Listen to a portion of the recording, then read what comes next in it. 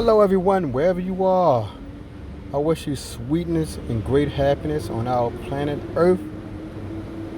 I wish you a delightful, wonderful day or evening where you are. Don't mind the background. I'm outside making this little review of a movie I recently saw. So that it may be some background noise. It's the middle of the day where I'm at here in the United States. I'm in Washington D.C. right now. All right, the movie that I will review is The Dead Don't Die. Just by that title right there, you know what type of movie it is. It's a zombie-focused movie. Therefore, because it is a zombie-focused movie, I do not care about giving any spoilers. And here is the reason why. We all know the script for a zombie movie. It starts off slow. A man or woman or group get killed by some zombies. As the movie escalates, at first we see one zombie, but by the time we get to the middle of the movie, we see hundreds or even thousands of zombies. You know how it ends for most zombie movies. The lead character or characters, in this case, usually are incapacitated at the end of the film. So as I stated, I don't care about giving any spoilers because with a title like The Dead Don't Die, you know what it is. We've seen zombie movies for the last 15 years. We know how the script go. But there was a big surprise when I saw this movie. It had several A-list actors in the movies, such as Tilda Swinton. If I say that name correctly, because I just now looked it up on the internet, she played in the recent Doctor Strange movie and other notable movies. In addition to her, the other A-list actors are Bill Murray, and last but not least, Danny Glover.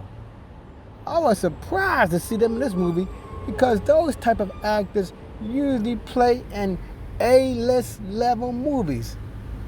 The Dead Don't Die, it was like a B movie from the 1950s. But I guess sometimes when you're an A-list actor, you probably say, I don't care. Let me just take this little simple, silly role anyway. You understand what I'm saying? You're an A-list actor. Your career has already been established. Everyone knows what type of unique and powerful roles you played in the past.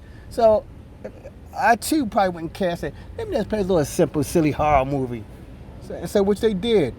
And the movie, they did a reasonable job. They did a wonderful job. Because you know they did outstanding actors. So there was outstanding actors in this movie. Now, there are some things that did get me about the movie somewhat. The first thing about the movies, they actually knew that zombies existed.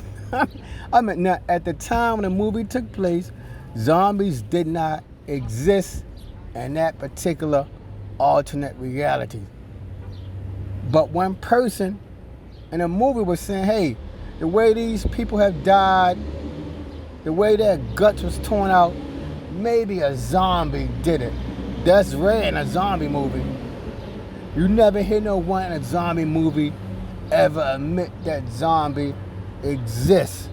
That was the first surprise. And that was a surprise, admitting that zombies exist. The next thing that got me, it was basically patterned after the I believe it was 68. Don't quote me on it, but if I made a mistake, you can let me know. The 1968 movie created by the legendary, I believe his name was George Romero. The original Night of the Living Dead movie. It was in a small town. This movie was in a small town. It was a well-knit community. In this movie, it was a well-knit community. And in a Night of the Living Dead, it would show footage of the nighttime sky with the big moon in the sky making it look eerie. This movie had pictures of the dark nighttime sky with those foreboding clouds passing across the moon to make it look scary and tantalizing. Another thing that got me about the movie is when all the killing was going on, the people did not seem scared. It was one lady in the movie who was scared of the zombies, but when I let you know who she was, you have to go see it. It was one person who I know in the movie who was definitely terrified seeing zombies, terrified seeing heads get chopped off. Everybody else in the movie was acting like life was that was their normal life, killing zombies. They was not shaken up when they saw a zombie. They was not frightened. They just took the sword and just sliced the head off like it was nothing. They didn't vomit. They didn't get the heebie-jeebies. They just took the zombie invasion in stride. Like all those other type of zombie movies, it did have the typical scenario when they have a couple kids who come, I guess you can say college age students who come from out of town and spend the night in the hotel. And like usual, the ones who spent the night in the hotel got eliminated later in the movie. It didn't show how they got eliminated, but they got eliminated. They did. Another thing that got me about that movie is it just was not no zombie picture. It was like a sci-fi part 2. For some reason, one of the townspeople was an alien. She was a bona fide alien, and I knew she was an alien by the speed she was typing on that computer. Man, she was typing on her computers with flash-like speed. Later in the movie, an alien ship came to extract that woman from Earth. I said, but when they extracted from Earth, nothing happened. The zombies kept on killing. Just kept killing. I said, what in the world has this got to do with the movie? The alien ship coming to extract a person of their species. They don't have nothing to do with it. It seemed like it for me. What do they have to do with the zombie invasion? Nothing. Maybe. But the lady in the movie who was from another planet, she was not scared of the zombies. She was an expert in killing them. So why did she all of a sudden decide it was time to leave the Earth? Just another part that's just like with the 1968 movie. The zombie plague was worldwide. Just like in the 1968 movie, Night of the Living Dead, the people was always listening to the radio. They was listening to the TV stations to get information about what's going on. The television stations announced that there was a worldwide plague. It was happening in Africa, Asia, Australia, Japan, China. The same thing was happening everywhere.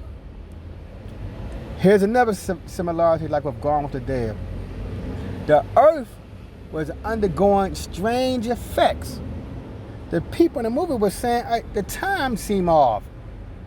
The time was different. It got nighttime in the movie, but the days would seem like they was lasting long.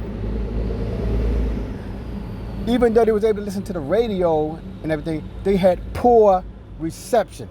Like the cell phones would just go dead all of a sudden. The radio would have intermittent spurts where it sometimes worked and when it didn't work.